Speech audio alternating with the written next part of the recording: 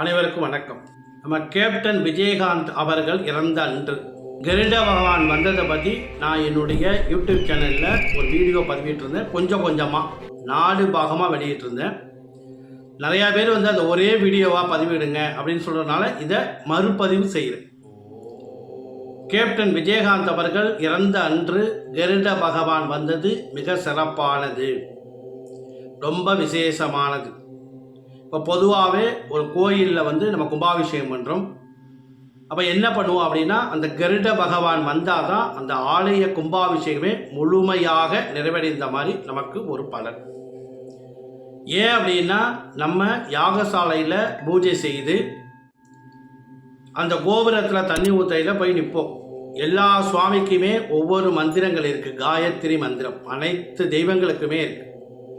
இப்போ கருட பகவான் பார்த்தீங்கன்னா காயத்ரி மந்திரம் தத்புருஷாய வித்மகே ஸ்வர்ணபட்சாய தீமகே தன்னோ கருட பிரஜோதயா.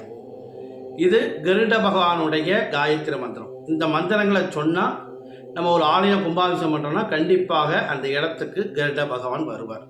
அப்படி இல்லை அப்படின்னா இந்த யாகங்கள் ஹோமங்கள் யாகசாலையில் செய்கிறப்போ அன்னாசி பழம், தயிர், சுத்தமான பசு நெய், ஓம திரவியங்கள் இதெல்லாம் நம்ம யாகசாலையில் இட்டால் கண்டிப்பாக அந்த கருட பகவான் வருவார்.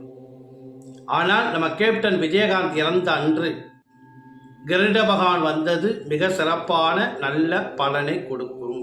இது யாருக்கெல்லாம் வரும் அப்படின்னா, ரிஷிகள், தேவர்கள், ஞானிகள், சித்தர்கள் இவர்களுக்கு தான் இந்த கருட பகவான் வரும். ஆனால் நம்ம கேப்டன் விஜயகாந்த் அவர்களுக்கு வந்தது நல்ல சிறப்பான பலன்.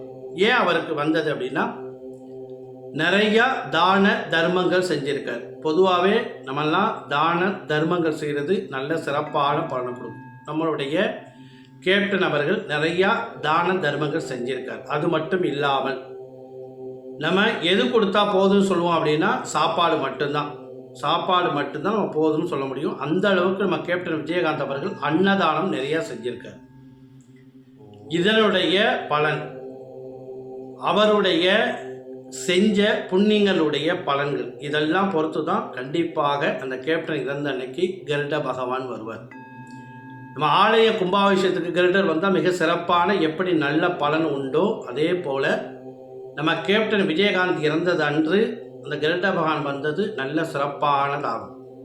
இப்போ நாளைக்கே நம்ம கேப்டன் விஜயகாந்த் அவருடைய நினைவிடத்தில் அவருடைய சிலை பிரதிஷ்டை செஞ்சால் கண்டிப்பாக கருட பகவான் வரும். ஏன் அப்படின்னா, இறந்த அன்னைக்கு அந்த கருட பகவான் வட்டமிட்டு போகிறத நம்ம எல்லாருமே பார்த்தோம். அதே போல் நாளைக்கு அந்த விஜயகாந்துடைய நினைவிடத்தில் நாளைக்கு ஒரு ஆலயம் கட்டுறோம், விஜயகாந்த் சிலையை அந்த இடத்துல பிரதிஷ்டை பண்ணுறோம் அப்படின்னா கண்டிப்பாக கருட பகவான் வரும். இது நிறையா பேர் கேட்பாங்க, ஆகமத்தில் தானே இருக்குது, அப்போ யார் இறந்தாலும் வருமா, கருட பகவான் வருமானா? கண்டிப்பாக அப்படி இல்லை. நம்ம தான தர்மங்கள் நிறையா செஞ்சுருக்கணும். அந்த செஞ்சவங்களுக்கு மட்டும்தான் அந்த பிராப்தம் கண்டிப்பாக கிடைக்கும். அதனால் நம்ம கேப்டன் விஜயகாந்த் அவர்களுக்கு கிடைச்சது மிக மிக சிறப்பானதாகும்.